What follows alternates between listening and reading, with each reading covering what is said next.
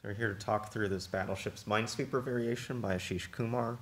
It starts with some very nice Minesweeper steps, and then we'll build into some less common Battleships logic. And one reason I wanted to highlight it through a solving video this week was to make sure some of the tricks that will apply to both of those styles are things people learn. There are a few things. There's, yes, one spot that's very easy based on Minesweeper right at the start. Two clues like this that are right adjacent when the count of remaining cells is equal to the difference of these. The cells in the periphery must be mines. I'll just mark these as shaded circles. These will actually be part of ship segments, so they could be squares or rounded edges, other things. One of the cells in these four will be shaded, and we get something like so. We've now set up a situation where between this 1 and 3, the same deduction is true, so these two must be shaded, these cells must not be shaded. We've now actually marked this. Using Battleships logic, I'm going to also just mark off diagonal cells when I shade these things, because the ships are going to be horizontally or vertically placed, but we'll never get into diagonal cells. We have two ships around this 2 as well as around this 2, so we can shade things off. Get a case where we know 2 cells, but not all 3 cells are near these clues. And this notation I use sort of tells me that. Marking off this cell diagonally, this 2-3 space now must take this cell. There will be exactly 2 total into this group. The next thing that we can do is something, and this is a different way I sometimes see people notate, but look at a chain which starts from a low and moves through an extended segment. There's a way you can notate that like 0 or 1 mines are in these cells. And because of how this 2 clue works, that means 1 or 2 mines is in this cell. These together will add up and fulfill what's needed for this mine, this mine clue. With 1 or 2 in this cell, then over here, bridging through this 2, there's 0 or 1 again through this cell. And we're left with the fact that there must be 1 over here. And so you can do this partially by just marking these off in the middle, but sometimes it's helpful to see this addition inside. We end up seeing that there is actually exactly 1 mine in each of these positions. I'm going to mark off the clue we know, and again mark off this diagonal square. We're getting to a place where I now know there's at least 0 to 1 in these. That means in this cell there's also 0 to 1, 1 to 2.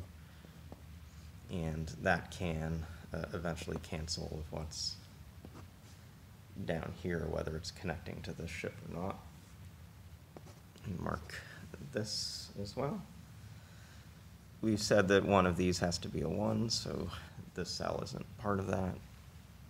We get to where if this 3 has 2 ships placed, one of those ships is going to be in this cell, and this is where we almost need to pause and think through the remainder of this puzzle and the battleship side of the puzzle.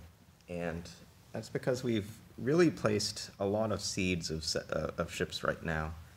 We have 1 ship that's in this cell, a 2nd ship that's here. Because of how these clues sit, these can't connect. That's where you just saw me mark a ship in an unused cell with my notation. This is a 3rd ship, this is a 4th ship, this is a 5th ship. This is a 6th ship, and it may extend to that. This is a 7th ship. There's some 8th ship which will be part of these. There's some 9th and possibly 10th ship which is part of these. And so most of the ships are placed, is one thing to say about the puzzle right now.